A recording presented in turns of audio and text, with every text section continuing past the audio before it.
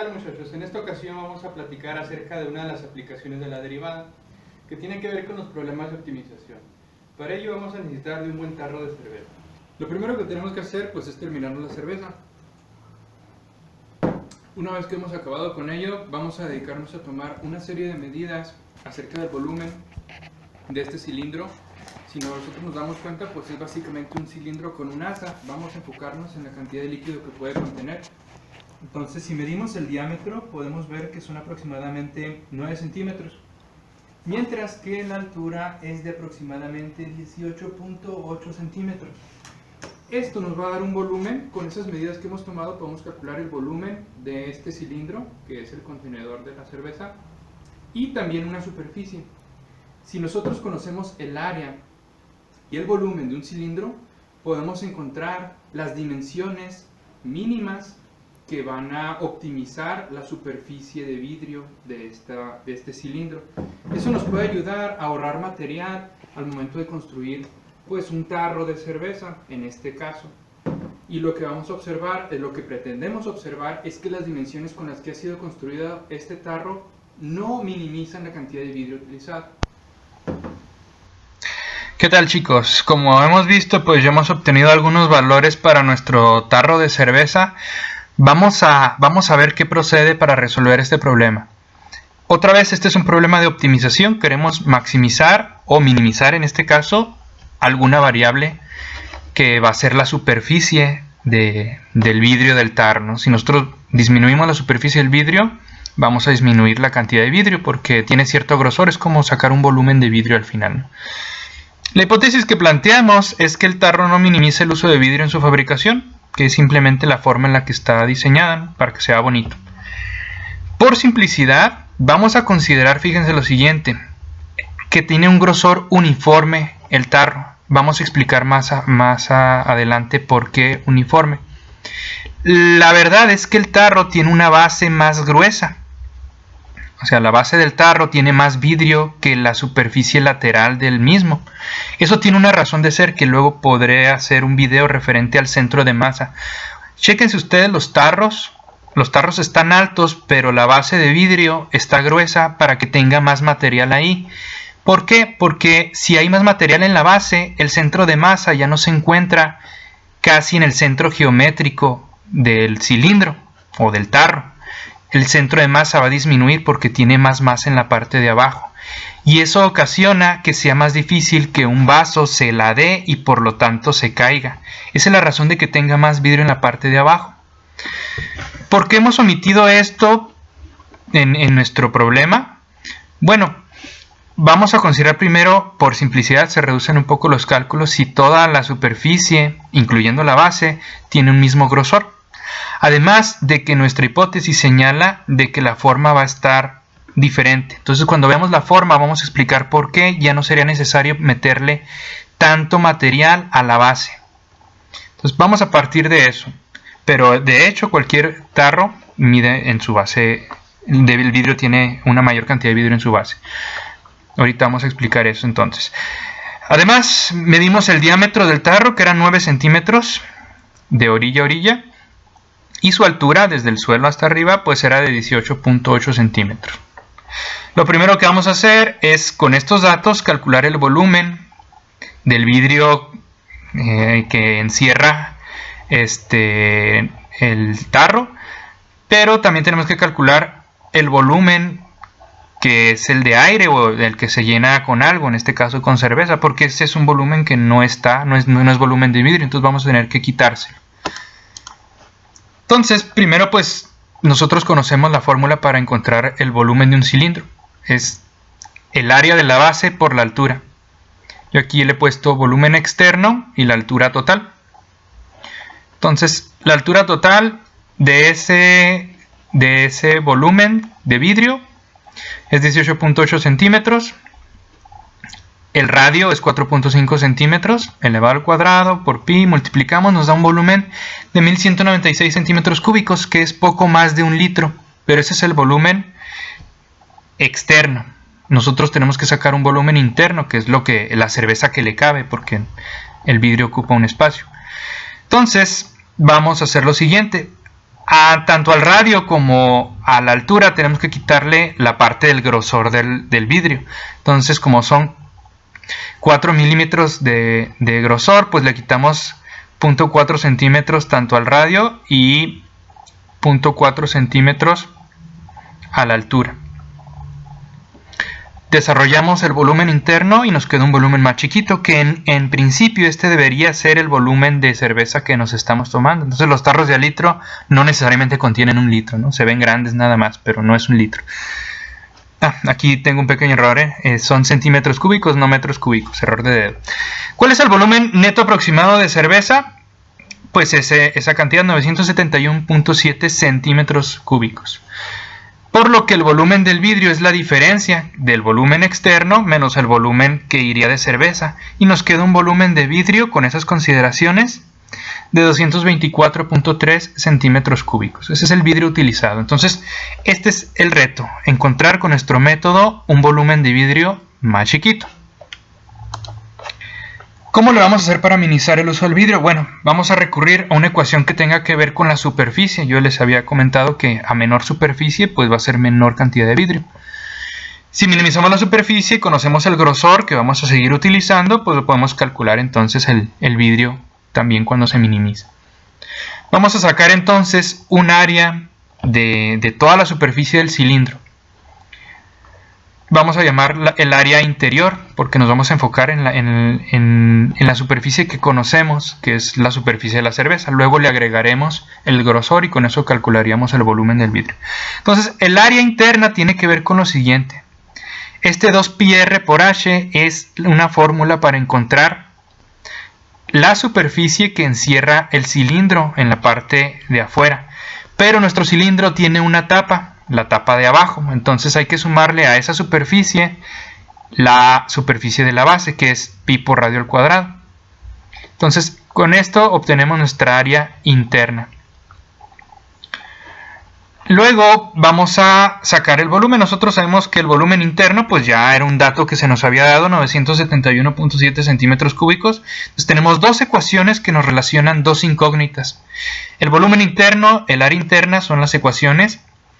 Y las incógnitas son justamente el nuevo radio que debería tener ese cilindro y la nueva altura a la que debería estar. Pues tengo dos ecuaciones, tengo dos incógnitas. Procedo a resolver este sistema. Vamos a despejar del volumen, que es lo que conocemos, alguna de las variables. Aquí yo he despejado la altura. Cuando ya la despejo, la voy a sustituir en la ecuación de la superficie, que nada más es en uno de los datos. Entonces, mi superficie va a estar relacionada, una vez que la sustituya, va a ser una función solamente del radio. Esta última ecuación que está aquí, ya haciendo las multiplicaciones, eliminando algunas cosas, esta ecuación que tenemos aquí es la función del área.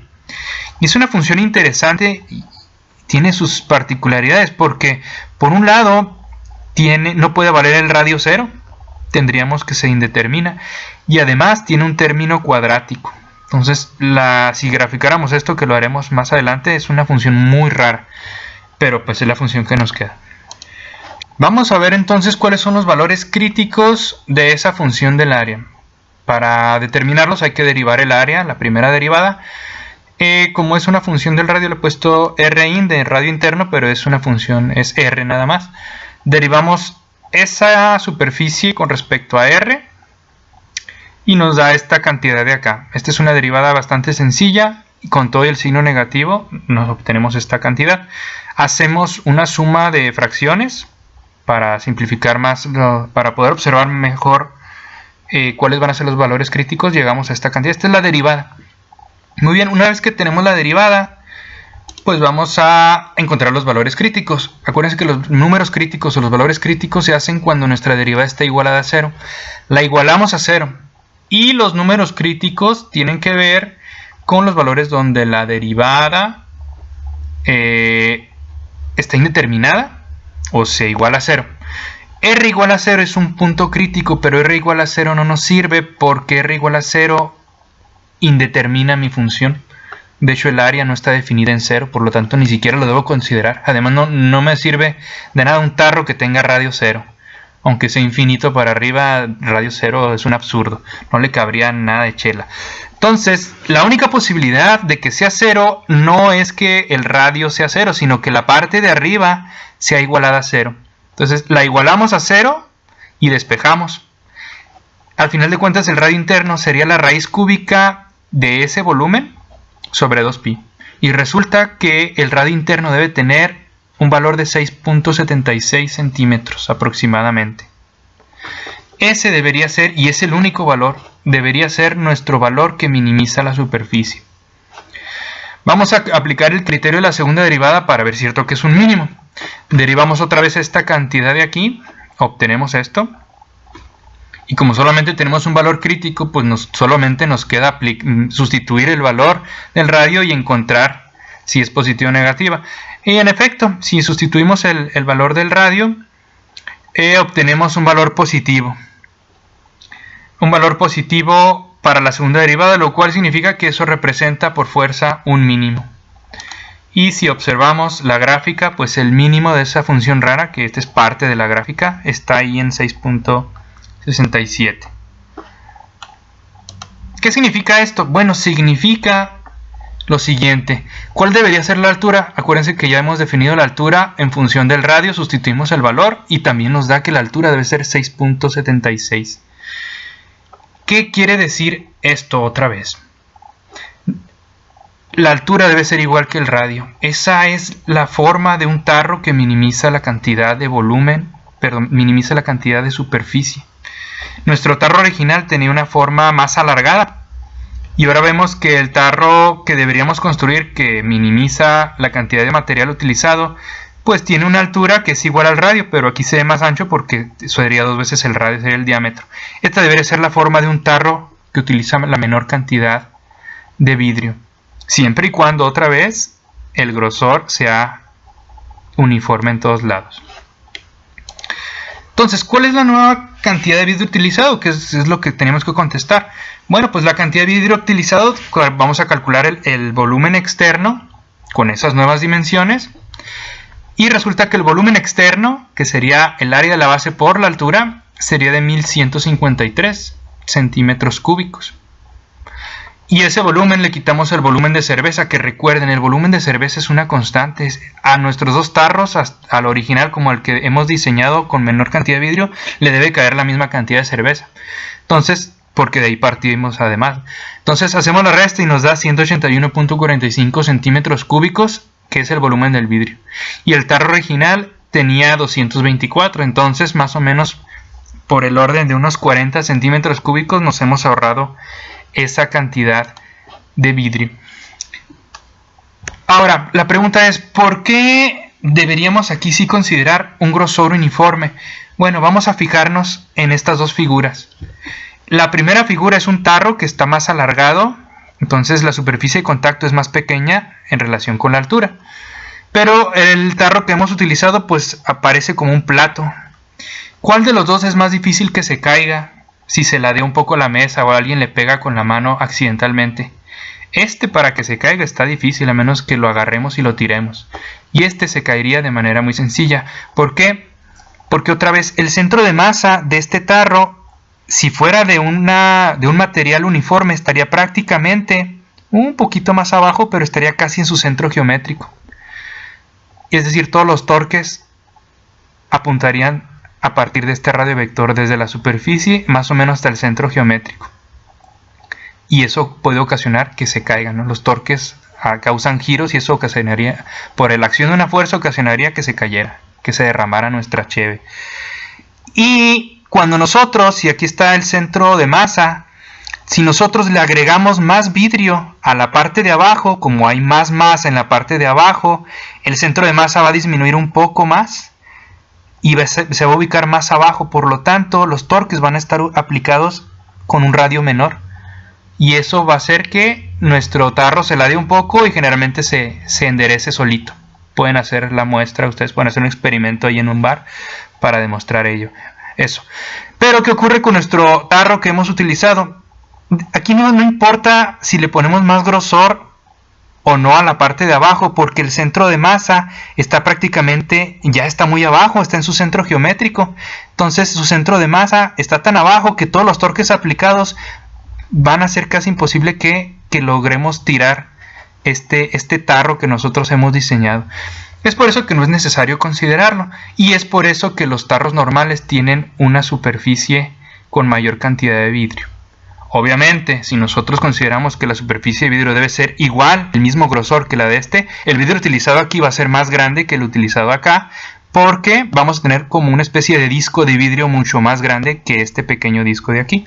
Esa es una de las razones. Muy bien, chicos, como hemos podido observar en los cálculos, nos damos cuenta de que este cilindro no está hecho con las medidas óptimas que minimizan la cantidad de vidrio utilizado. Entonces, si nosotros quisiéramos ahorrarnos material, las dimensiones de este cilindro o del tarro en general tendría que variar mucho. Tendremos que una superficie menor tiene que tener una altura más chica y un diámetro más grande. Entonces, recuerden siempre que no sepan de qué hablar en algún bar y tengan un tarro de cerveza, pues pueden platicar acerca de la optimización mediante el uso de la derivada. Espero que este video les haya gustado y nos vemos en la próxima. Si te gustó el video, apóyame con un like y compártelo. Puede ser que tus amigos lo necesiten y les pueda servir de ayuda.